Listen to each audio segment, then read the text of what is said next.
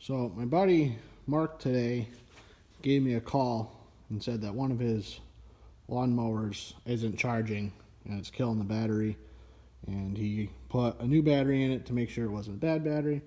Still having the same issue. He runs a landscaping company, so obviously having a piece of equipment down is not good. So I came over here after work, started taking a couple look at things. My buddy hooked me up with the service manual, and I went through, and I pretty much followed through the service manual. It tells you the stator coil resistance measuring between the two wires is supposed to be 0.1 to 0.14 ohms. That was pretty good. And then it also has you check the voltage output while running with the minimum spec of 26 volts AC. And we had great voltage there. It was just about 30 volts, so plenty. So that's saying that the stator is good, which is also saying that the magnets inside the flywheel are also good, and you're getting good voltage there. So scroll down here, and it gives you some checks on how to do the check the voltage regulator. Went through and did that. There's a couple readings that were a little off from what I would have liked to see. So I took another regulator off of one of their other tractors or lawnmowers, whatever you want to call them, and tried it, and did not work.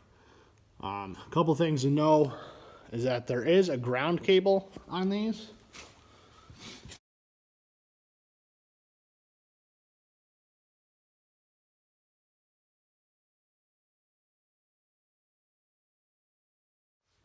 And you want to make sure that it's grounded, because that's going to give you issues.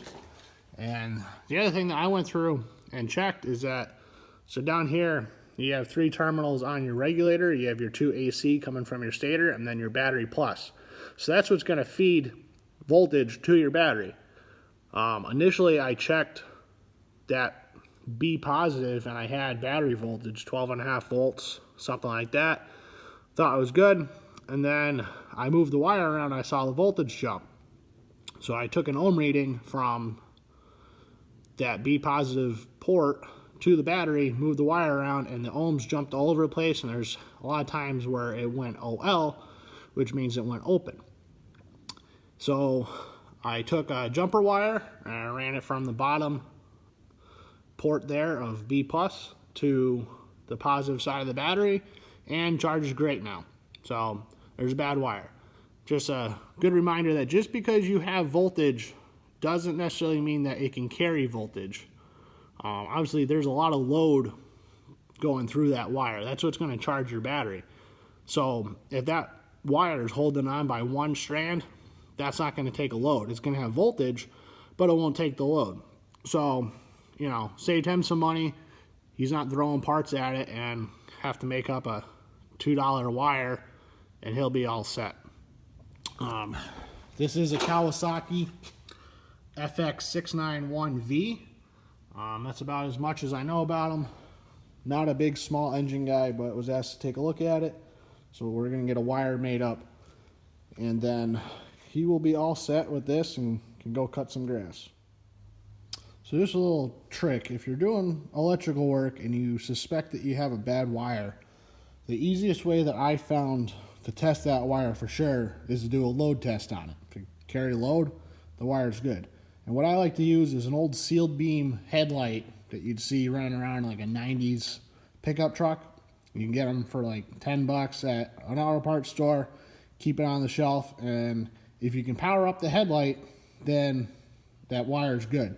So you'll just ground the ground terminal on the headlight, and then you'll connect your wire of suspect to the power side, either your low beam or your high beam, doesn't really matter which one you use. And if it lights up, it's great. You know, good wire. You also use it the other way around, where if you're testing a ground wires will definitely cause some issues with electrical components.